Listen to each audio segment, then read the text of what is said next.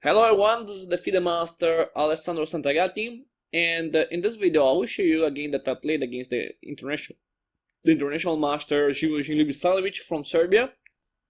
I played this game with white and I won a very nice game, and I played e4, I played as white and I played e4, I played d5, so Scandinavian defense.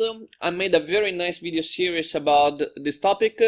You can see it in my channel. You can simply search the word Scandinavian defense in my channel and you can find it easily. If you don't find it, write in the comment, I can help you. So after d5 I played e takes d5, knight f6, and now in this kind of position my typically play d4, so ignore the attack against d5 and play for the center. Black moves knight takes d5, and now I simply go with knight f3. Black plays bishop g4, so he pinned the knight.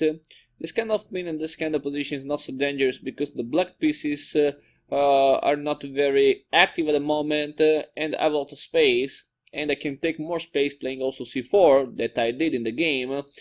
And after c4 and the knight b6, I played c5.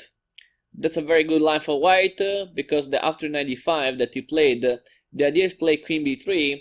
And queen b3 is a very nice move because the queen can defend the knight and can attack b7. Maybe defend the knight in this kind of position is also important because after bishop takes f3, we can simply go with queen takes b7 and the white take an advantage because the rook is under attack and the bishop is under attack. So after knight e7, white can win a pawn take with the simply g takes f3. So this is the idea that white can follow here.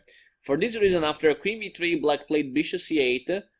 It looks a passive move, but probably is okay because black need to defend b7, and I think b6 doesn't work because if black will play b6, I can play knight d5, and now the bishop is under attack, and if bishop f5, I can also play bishop b5, and now my attack is very strong, and I win the game, I think. So that's very good.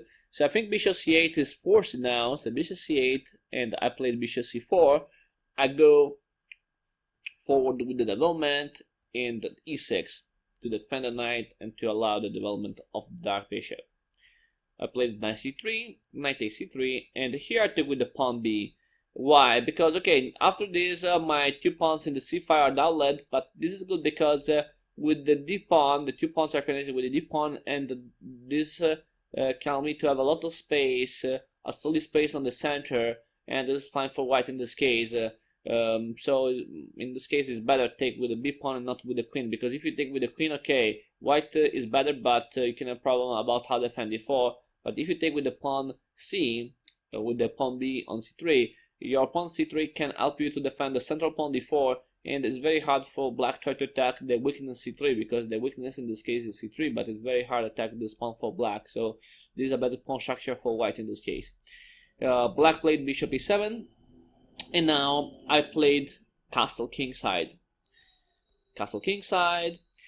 And this is a very interesting position because the point is understand very well the position, why white is better.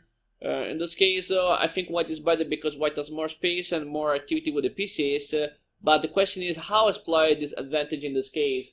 I think that the main idea in this case is try to force black to make weaknesses, especially in his king side.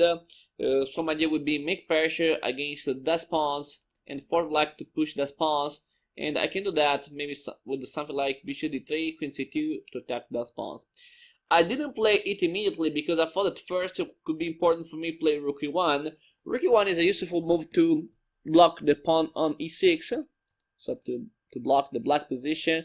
And at the same time, the rook on e1 can help me to go, for example, on e3 or e4, e5 to attack on the king side with the rook. So that's very nice. He played knight c6, and the idea about knight c6 is play knight a5. Okay, develop a piece, and at the same time, black can thread knight a5. And for sure, in this kind of position, in which you have more space, in general, is not a good idea to trade the pieces, but in this particular position is very easy to understand that the bishop is much better than the enemy knight. So I played simply queen c2 with the to avoid knight a5, and then played bishop d3 to attack h7. He played king h8, and I played bishop d3. Now h7 is under attack. Now this position is out for black. Maybe black can play h6, but in this case I can play bishop f4, then queen d2, and I can also play to sacrifice here, and I can make a lot of pressure against the black position. So I think I'm very good here. So h6 is bad, but maybe also g6 is bad because there is bishop h6. To be honest, I don't know how black should play here. This position is very hard, and at the hand he made a mistake, probably played f5.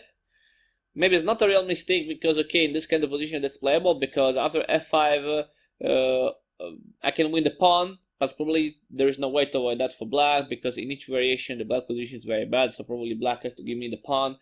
And in this case, okay, I played in a very easy way. I played bishop c4 with a simple idea to win the pawn, and now no way to defend it, because if rook f6 with the idea to defend e6, I can jump with the knight on g5, and the pawn is lost because no other defenders can help black to defend this pawn. For this reason, it decides to avoid, to don't defend it and play b6, try to have a counter attack, but I played simply c takes b6, a takes b6, and then bishop takes, and rook takes e6. And now I'm up a pawn, my position is fine, I have a good activity, so I'm very happy about this position after only 18 moves. Okay, very good. And he played queen d5. We needed to make pressure against the rook and to add pressure against, sorry, not a3, but against a2, because there is the rook and the queen. My rook on e6 is very active because it can make pressure on c6 and also against the bishop on e7, so I prefer to stay with the rook there, and I played queen e2 to defend it and to add pressure against the bishop on e7. Here he played bishop f6, and now I played bishop g5. Bishop g5 is very nice because now for black is not possible trade, because if black trades on g5, I think I'm winning after knight takes g5, and my simple idea is play queen h5 and mate, and if black will play h6, I can play queen h5, and I have this easy idea to sacrifice the rook for the pawn, and I have a very nice mate idea, and now I'm completely winning. If, for example, king g8, I think it doesn't work because I can simply take on h6, and then there is the mate. So I'm winning now. So okay, so it's not possible for black to trade, and bishop g5 is a very good move also for this reason, because I make a lot of pressure against the bishop on f6, and for black it's not possible at the moment to take my bishop on g5. He played b5, trying to stop my pawn c3, tried to blockade it, but played now h4 with a d2. Maybe avoid in the future the bank correct mate, and I have a free square, and also my pawn can help me to attack. For this reason I played h4, knight e8, and now rook e8. Okay, knight f7. And I think I made my first mistake in this game. Not a very big mistake, but for example in this game I played rook takes f8, but the rook takes 8 was better, because after rook takes 8 I can win another pawn, taking on f6 and then queen e7, and for sure in this case I win a pawn, because c7 is under attack and the f6 is under attack, and no way to defend both, because it's not possible now queen e6 because the queen is attacking the knight. My mistake was that in this position I prefer to play rook takes f8, because I missed that after queen e7, after queen e7 black can play queen d6, so I missed this move, and yeah. And I reached this position, which I decided to go back on e2, but after queen c6 I said okay, maybe we can go back, and now I played rook on e1. I didn't play rook e1 immediately because I was a little scared about knight e5. Knight e5 is nice for black, because after queen takes d6, knight takes f3 check, I have to take with the pawn, and after this, okay, I'm better. I have a better position, better in game, but I wasn't completely sure that I could win this game, so I was a little scared about that. So, but he didn't see it, and he played after rook e1, king d7, and now my game is easier because I played h5, king h6, knight h4, and I took the pawn.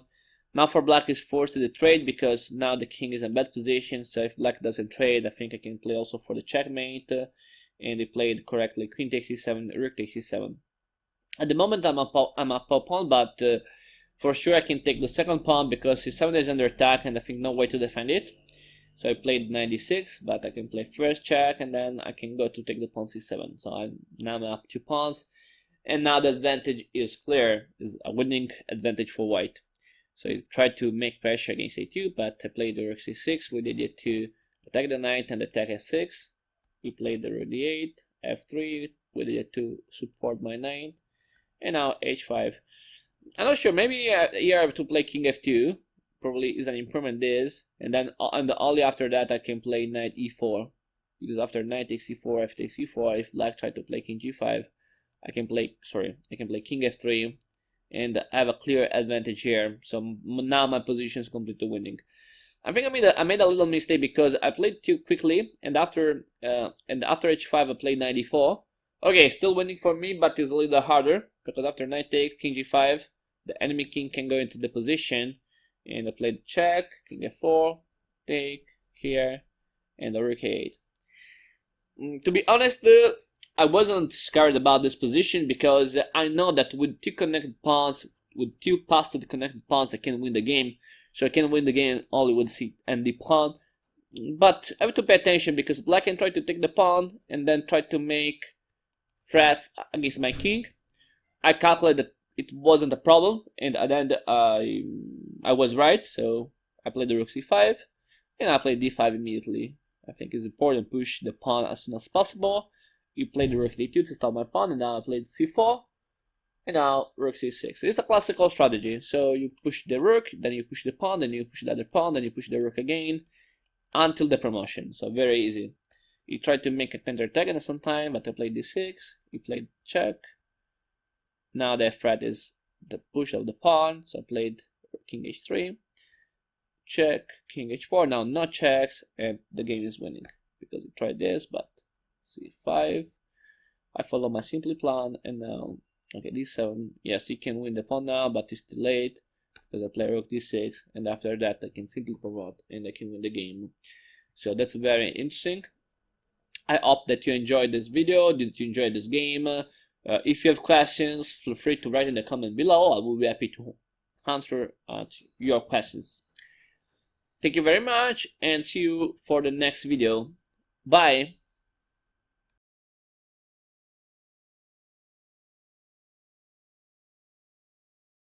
Remember to follow me on social networks and share the video with your friends. Thanks!